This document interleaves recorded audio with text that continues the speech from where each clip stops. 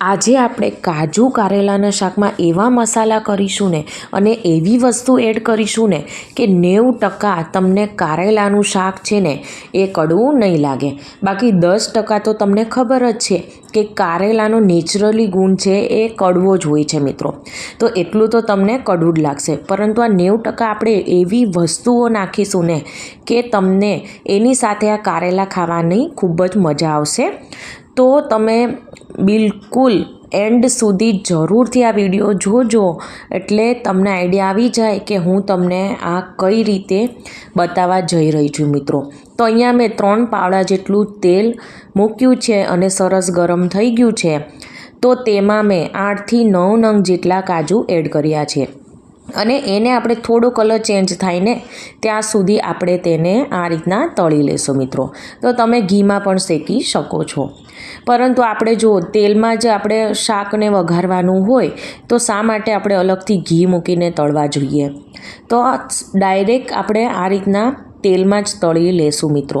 અને જો કોઈને એવું હોય કે મારે ઘીનો ટેસ્ટ આમાં જોઈએ છે તો શાક બની જાય અને ઉપરથી તમે અડધી ચમચી જેટલું ઘી એડ કરી શકો છો મિત્રો. તો હવે અહીંયા છે ને મેં એક ટામેટાની જો આ રીતના એક ગ્રેવી બનાવીને રાખી હતી તે મેં એડ કરી દીધી છે. તેની સાથે સાથે આ શાક છે ને સરખી રીતે ડાયજેસ્ટ થઈ જાય ને તો તેની માટે થઈને અહીંયા ચપટી એવી આપણે હિંગ એડ કરીએ અને તેની સાથે સાથે હળદર પાવડર એડ કરીશું અને ગ્રેવીના ભાગનું આપણે મીઠું એડ કરીશું. અને આ શાક છે ને આપણે લસણ ડુંગળી વગર બનાવીશું તો પણ આપણે હોટલમાં જે આપણે કાજુ કારેલાનું જે શાક મળે ને એને ટક્કર મારે એવું આ ઘરે બનીને તૈયાર થશે મિત્રો. તો જો હવે આ રીતના આપણે ચમચાથી મિક્સ કરી લેશું અને લગભગ 1 થી 1.5 મિનિટમાં આ ગ્રેવી છે ને એ સરસ એવી સંતળાઈ પણ જશે મિત્રો. જો અહીંયા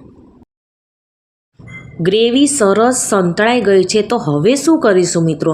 તો અહીંયા મેં છે ને 1 મુઠ્ઠી જેટલા ગાંઠિયા, તમે આની જગ્યાએ સેવ પણ લઈ શકો છો, અને અડધી મુઠ્ઠી જેટલા મેં સિંગદાણાને આ રીતના અધકચરા વાટી લીધેલા છે તે એડ કરીએ. તો હું તમને પહેલાં કહેતી હતી ને આપણે એવી વસ્તુ એડ કરીશું કે આપણે કારેલાનું શાક છે ને એ 90% આપણને કડવું નહીં લાગે મિત્રો. તો આ તેના મેઇન ઇન્ગ્રેડિયન્ટ્સ છે મિત્રો. આ એડ કરવાથી જ આપણે જે શાક છે ને એ કડવું નહીં લાગે મિત્રો. તો આને આપણે અડધી મિનિટ જેવું આ રીતના સાંતળી લેશું. હવે છે ને અહીંયા મેં 5 મીડિયમ સાઇઝના કારેલાને મીઠું એડ કરી તેના બિયા કાઢી અને 3 સીટી વગાડીને જો આ રીતના બાફી લીધેલા છે અને આ રીતના તેને 2 ભાગમાં ડિવાઈડ કરી લીધા છે. તો તમારે જો આખા રાખવા હોય તો આખા રાખી શકો છો, પણ આ શાકમાં આ રીતના ટુકડા કરેલા કારેલા ખૂબ જ સરસ લાગે છે મિત્રો. તો તે આપણે એડ કરીએ અને એકવાર આ રીતના ચમચાથી હળવા હાથે મિક્સ કરીએ એટલે કારેલા છે એ તૂટી ના જાય. અને સાથે સાથે આપણે અડધા ગ્લાસ કરતાં પણ ઓછું પાણી એડ કરીશું. હવે છે ને સાથે સાથે આપણે તળેલા કાજુ અને જે કાંઈ હવે બાકી વધેલા જે મસાલા છે ને એ પણ હારવાર એડ કરી દઈએ, એટલે પાછળથી કોઈ મસાલા એડ કરવાની ઝંઝટ જ નહીં. તો અહીંયા હું 2 ચમચી જેટલું લાલ મરચું પાવડર, અને તેની સાથે સાથે આ શાક છે ને એ વધારે ટેસ્ટી બને, ખાવામાં ખૂબ જ સરસ લાગે તે માટે થઈને અહીંયા હું છે ને 1 નાની ચમચી જેટલો ગરમ મસાલા પાવડર એડ કરી રહી છું. અને આ શાકમાં આપણે છે ને ટામેટાની ગ્રેવી એડ કરી છે, તો ખાટો મીઠો ટેસ્ટ આપણે બેલેન્સ કરવાનો છે. તો તે માટે થઈને અહીંયા હું 1.5 ચમચી જેટલી ખાંડ એડ કરી રહી છું. તમે ખાંડની જગ્યાએ ગોળનો પણ ઉપયોગ કરી શકો છો મિત્રો. અને હવે આપણે બધું આ રીતના હળવા હાથે મિક્સ કરી લેવાનું છે અને મીડિયમ તાપે જ્યાં સુધી આમાંથી તેલ છૂટું ના પડી જાય ત્યાં સુધી આપણે આને કૂક કરવાનું છે.